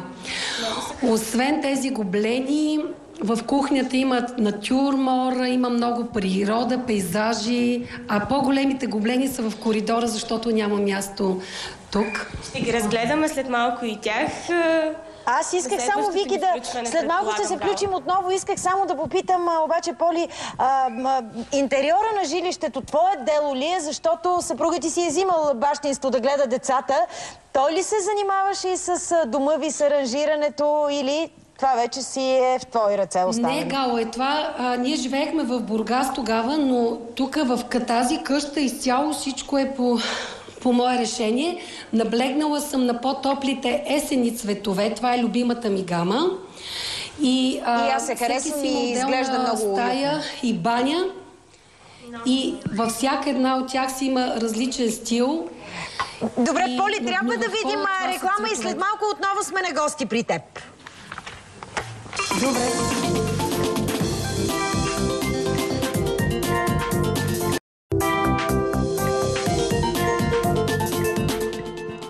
Джуджи, мила моя, какво си ми подготвила? Знаеш на какво хубаво място сме на гости? Знам, много ми беше интересно. И на мен след малко ще продължим заедно, ще разглеждаме. Сега обаче ти ми кажи какво си ми подготвила. Сега китайците всъщност са измислили лесен начин за справяне с стреса и това е боят с пухени възглавници. Всъщност това за пета поредна година се организира служители на фирми и студенти да разпускат, така да кажем, от напрежението всекидневното и стреса с този бой с пухени възглавници, като можеш да напишеш на възглавницата името на твоя шеф или името на преподавателя, който най-много те дразни, и по този начин да си изкараш гнева. Явно това дава някакъв резултат. Много ми хареса. Аз мисля да си донеса една възглавница с твоето име и да я почна. Аз взимам чорапа и почвам с него. Шегувам се. Наистина е хубав начин за справяне с напрежението. Сега обаче нещо, което научих за Леонардо Ди Каприо, което не знаех. Неговите приятели не обичали да се возят с частният му самолет поради една единствена причина, която всъщност е доста миризлива. Причината се нарича неговото куче, което е 7-годишен френски булдог, Джанго се казва, който Лео Ди Каприо оставил абсолютно да прави всичко, каквото си иска и да яде абсолютно всичко, което иска, вследствие на което издава много лоша миризма. Така че когато се намирали в частния самолет на Лео Ди Каприо... Следствие на това, че знаеш какво прави кучето? Аз не искам просто да го казвам в ефир. Такива думи не искам да употребявам. Ти си една финна, елегантна дама. Само и не знае какво, кажи ги, яде толкова. Яде гадости и излъчва и отделя разни неприятни миризми, които... Според мен това е връзно, кучето отделя неприятни миризми, не знам. Но добре. Приятелите му смятали, че е трудно да се издържи в малко пространство дълго време с Лео и с кучето му. Той обаче свикнал да би Лео да ги излъчва тези миризми. Аз си го помислих. Даже в един момент се оказа, че ако искаш да подишаш чист въздух, трябва да отидеш в тоалетната на самолета. Шегувам се, разбира се. Сега една не толкова миризлива новина, свързана с Скарлет Йохансон, която се оказва, че мечта е, освен да бъде актриса, смята, че всъщност няма да прекара целия си живот зад камерата. Тя иска да се посвети след години на фермерството, иска да живее в идилична фермерска обстановка, да отглежда екозеленчуци, екоплодове и въобще да се отдаде на тихия, спокоен живот в провинцията. Аз смятам обаче, че малко е загубила, той се изпусна, защото фермер търси жена, знаеш. Да, приключи. Може би следващия сезон, да. Да, но може наистина да се кандидатира. Всъщност не гледах във Вики Кристина Барселона. Сладка е Скарлет Йохансон, аз я харесвам. Не знам дали ще се получат нещата, действително, защото скоро тя сподели, че има фобия от птици, така че ако иска да отглежда някакви животни, задължително трябва да премахне птиците. Нещо за нещо българско нямаш ли? Имам, разбира се, и тя е естествено моята любима новина, която е по отношение на... Сигурно е свързано с актьори, щом ти е любима новина? Естествено, да. И с един... Чакай само да ти пусна, понеже имаме много хубави снимки. Филм, в който пак не са те снимали. Джуджи, това вече не мисля. Аз чух защо го разказвам тогава за този филм, като не съм снимали. Могат да те поканят за следващия. Ужасно. Не, шегувам се. Всъщност започва нов сериал по Нова телевизия, който ще тръгне от март месец. Той се нарича Отплата. В момента виждаме снимки от мейкинга на филма. Велислав Павлов играе в главната роля, който сега определя като новото лошо момче на българското кино и театър. Говори, Джуджи, щом е сериал, могат да те вкарват напред в сериите, така че говори, да, може би, може нещо да ми се получат нещата, да. От март премиерата ще бъде през март. Да. Всъщност Отплата е разказ за цената на отмъщението, за поражението в живота и всъщност, че любовта е това нещо, което успява да те извади от всякакви наистина трудни и такива ситуации, в които в един определен момент смяташ, че са неразрешими. Обичам филми за любовта, но не е твоя филм. Ти трябва в комедия. Тук ми звучи драматично, хубаво, съдбовно, докато... Ти си комедийна актриса, според мен. Мислиш ли? Добре. Аз съм новата Татяна Лолова. Искаш ли маничко да спреш и да надникнем в дома на Поли Паскова? Знаеш, че екипа ни е там. Да видим сега къде точно са с Вики. Обиколихме почти цялата къща. Почнахме отбора. Видяхте, че гледаш с интерес. Затова сега тук до мен да погледнем. Имаме ли? Къщата е в банка, така че не е то така лесно. Погледни сега. Още един член на семейството ти, нали видя, че там са само мъже и Поли. Кучето беше женско. Не знам сега папагала. Виждам Поли. Пак сме ние. Здравейте, папагала женски ли е? Той е мъж. Поли. Не, той е мъжко, Шошко. Така. Той ми е подарък от един фен. И на един концерт го донеса на сцената Стефчо. Той се занимава само с папагали. И преди него имах още един, който беше много скъп папагал, обаче толкова много крещеше и толкова хапеше, че го подарих и си оставих Шошко, защото отива и на интериора. Той мълчалив ли? И крив в същото време. Шошко? Защо хапаш, бе, Шошонко? Леле. Нещо го дразни сега. Камерата, вие го дразните. Каква порода е? Може ли да го научиш да говори нещо или не? Такъв по-мълчаливичък. Не. Нищо не говори. Той казаха, че щял да проговорим. На нашия няма нужда да говори, защото аз много приказвам и... Много да пропее. Да не взима думата. Така. Но ако чуе музика, почва да става нервен, да крещи тука. Не би казала, че е някаква скъпа, атрактивна порода, но ние сме си свикнали с него и си е част от животинка. Сладък е. Поли, аз предлагам сега да отидем към кухнята, защото е много приятно. Може да си сложи интериора първо. Преди това, да. Преди това... Да, тук реших, че тук е мястото на вашия подарък, за което много благодаря. Много добре ти се връзва с свещника. Радвам се, че ти харесва, Поли, наистина. Снимка. Вече има снимка. Архивна снимка. Да, която съм била ясно някъде на около 3-4 години и уникална прилика с Никола. Тъкмо щях да кажа, това ти ли си прилича много на малкия ти син? Приличаш. Да, това е моя снимка, архивна, черно-бяла. Така, виж как отива на тая рамка, защото и тя малко такава снимчица, дървена, по-не лъскава, модерна, така че на черно-бяла снимка много отива. Отива и на столовата, това дърво, което сте избрали. Благодаря ви много. На къде се запътихте сега? Сега към едно много специално място отиваме, защото на хладилника Поли е закачила много хубави спомени за нея. Как да застанем така, че операторът може да ги покаже всичките. Те са... Колко магнита има тук? Магнитите тук не са много, защото Коки ги изпочупи като беше малък. Половината са на парчета, но където да ходя, обичам да си взимам такива магнитчета за спомен. В Америка съм обиколила около 18 щата, близо. Отделно тук в Западна Европа. И Денвър, и Далас, и Детройт, Сеатъл, Нью-Йорк, Вашингтон, Лас Вегас по няколко пъти, Сеатъл, Сан-Франциско. Аз знам една много интересна случка. Разкажи ни за твоята звезда на алеята на славата в Америка, която се е появила там за известно време. Как се случи това? Стига, това беше монтаж от човека, който ни снима. Изобщо нямам такава звезда. Там разхождахме се и той след това ми изпрати снимка, където ми беше монтирал името върху една от звездите на алеята на славата.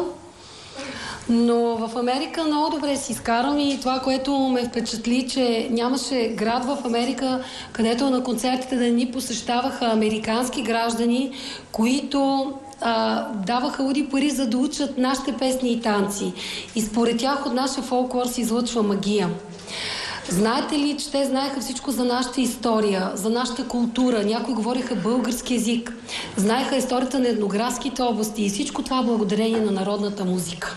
Играеха хора професионално и даже ме каниха на гости в тяхните домове за очудване на нашите българи. Попаднах на един колекционер американец с 14 скрина с български народни носи, наричаха на нафталин, от различни области с етикети от Кораком бяха. И той облича наши българи, за да представят наши танци на фестивал международен. И очуди ме, даже имаха песнопойки на латиница с наши песни. Канеха ме да ги учат да пеят македонско девойче Йовано. Любовта към нашия фолклор е уникална. А знаете ли как плачеха нашите българи? Според думите на една наша българка, живееща в Сан-Франциско, тя ми каза така: Поли, никога не съм забелязвала красотите на България, никога не съм харесвала народната музика, но откакто живея тук, тази България, колкото и малка точка да е на картата на света, колкото да е бедна и ограбена, тя всеки ден е пред очите ми.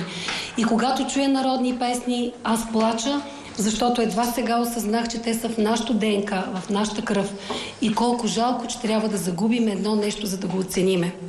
Поли, харесва ли ти в Америка? Да. Харесва ли ти в Америка? Би ли живяла ти там?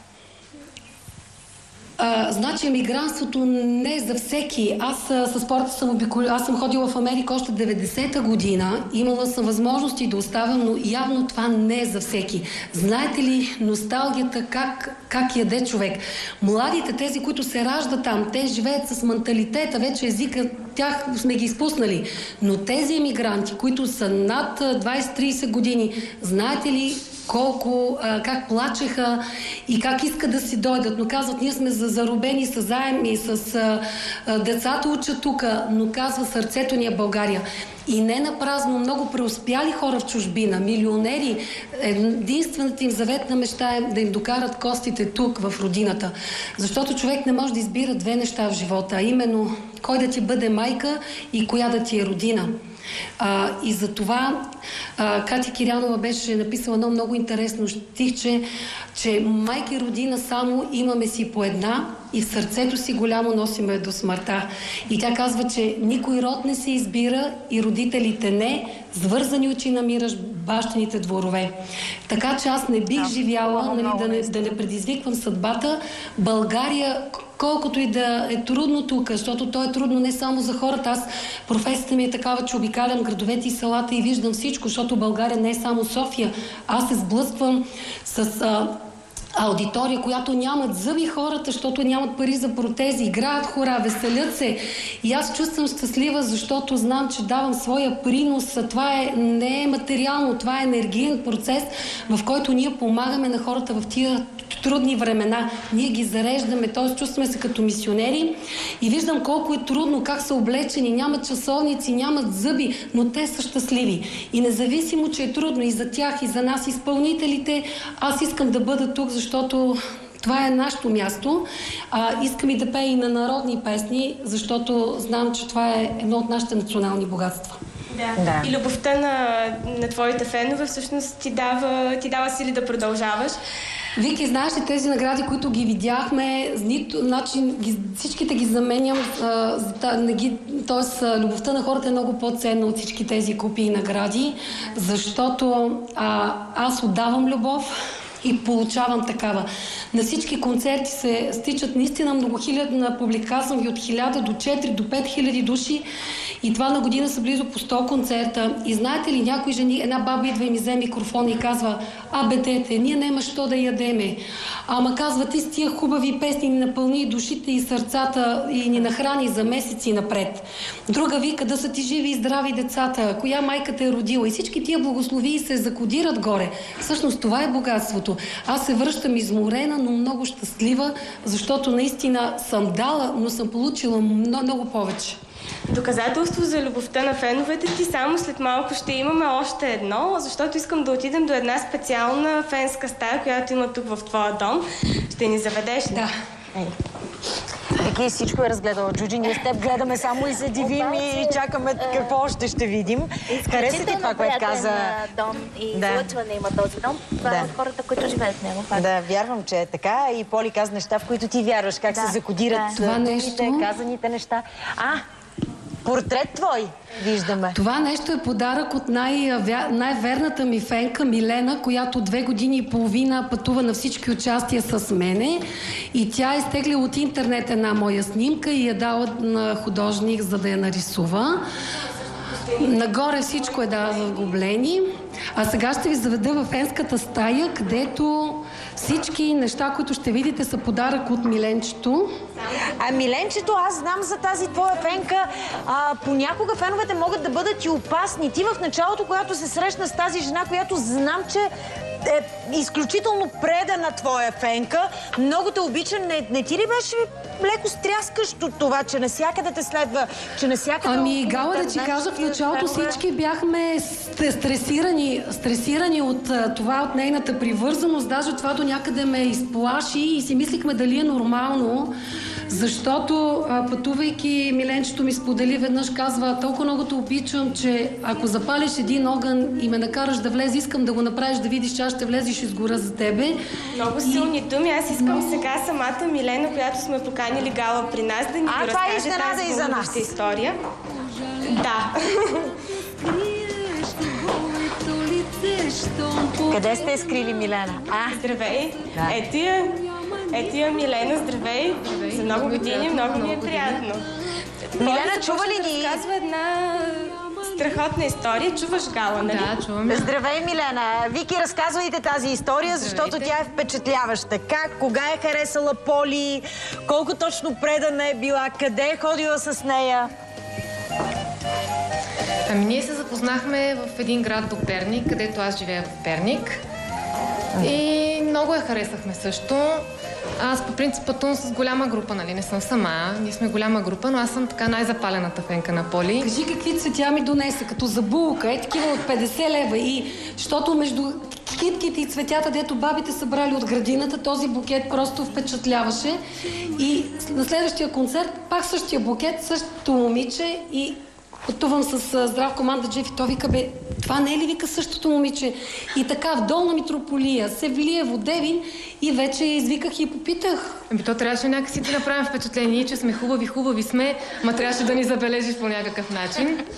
Миленчето наистина 2 години и половина не се е отделила и в началото всички се съмняваха, че има отклонение, обаче после видяха, даже се възхищаваха целият екип, когато снимах клипове, казват ми: ние не сме виждали някой така да се грижи за някой. Тя като орлица става сутрин, но прави кревати, кафета, глади, носи, грижи се за мен. Аз бях настинала на терена, гледаме в очите като куче, каквото имам нужда. Няма такъв човек просто. И даже толкова свикнах с нея, че сега преди концерти тя идва да ми оправя чантите, плакати, картички, каквото трябва. Викам: Боже, Поли, заеми ми я за малко, моля те. А тези картички, плакати са нейни. Милена, не разбрах обаче как си се влюбила в Поли. Защо в Поли? От малка ли обичаш народната музика? Македонската ли? Как се е случило всичко? Имаме още много фенски истории около Милена. Сега ли е момента за реклама и ще продължим след мъничко, колеги? Да, реклама. Веднага след това Милена има да ни разкаже още много неща.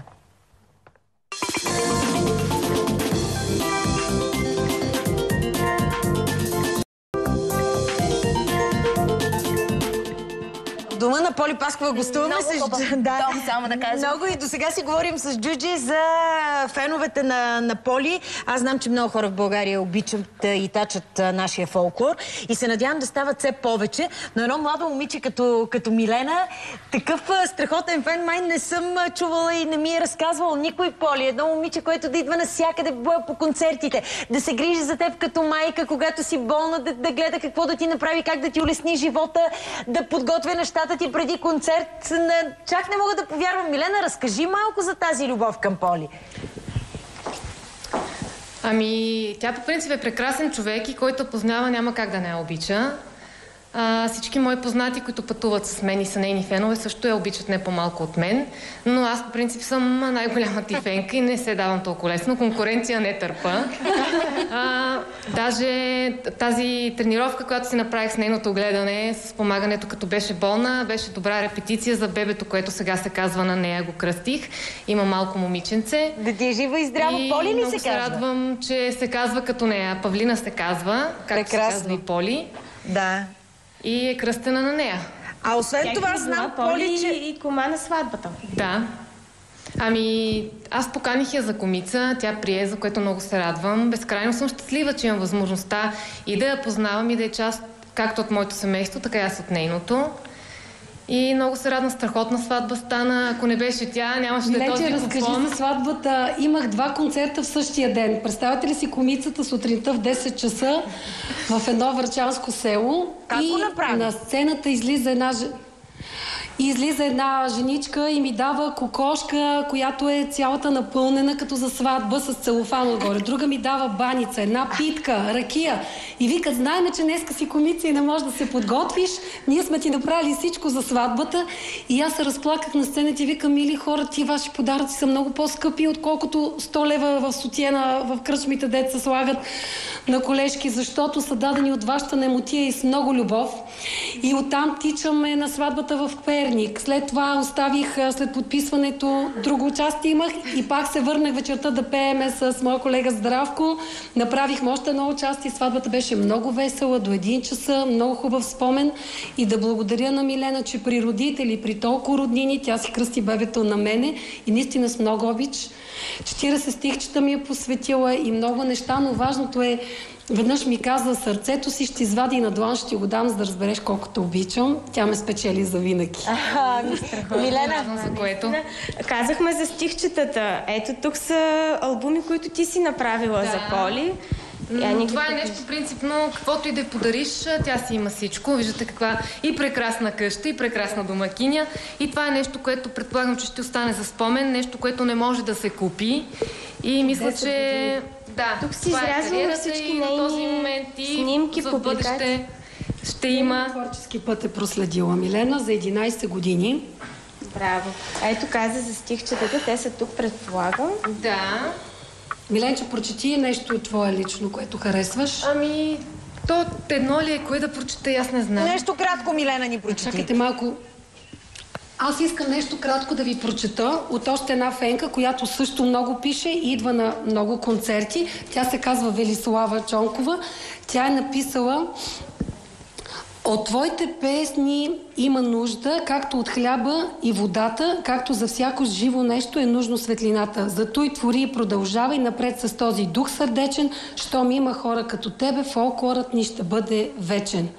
И много, много други неща написани. Да са живи и здрави тези фенове, те се явяват като наш катализатор, като наш стимул да продължаваме напред и да сме уверени, че пътя, който сме хванали, е правилния и верния път. Защото много пъти съм казвала, не е важно дали пътя е труден или лесен, а важното е да бъде верен. Че хубави думи казваш. Само, Вики, моля те, огледай се наоколо. Виждам много хубави неща в така наречената фенска стая. Нека да ни ги покаже камерата. Да. Това е стая за репетиция. Тук си правиме музикалните... Тя се намира в мазето на къщата, където тук може да пееме без да пречиме на никой. Да. Добре, тук също имаш... Ти си любител градинар, има и цветя. В дъното виждаме... Не, тази стая още не е готова. Тя ни е просто само наистина за репетиции. Поли, нали сега ще ни върнеш гостуването и ще дойдеш в студиото ни? На гости, надявам се с синовете си. Чакам това да се... Защото има много неща, които не си казахме. Другото, което искам да се похваля, че съвсем наскоро бях в Сърбия и в Босна, където в босненска телевизия час и половина на живо с оркестър и пях песни, които самите зрители избираха. И добрата новина е, че предстои издаване на български фолклорен албум в Сърбия, което Спри, ще ни разкажеш за това, когато дойдеш в студиото. Благодаря ти, Поли. Много ти благодаря за гостоприемството. Добре, благодаря и на вас. Лек ден на всички. Чао. Чао, чао, Поли. Чао и на вас до утре точно в 9:30. Джуджи, чао. Чао. Thank you.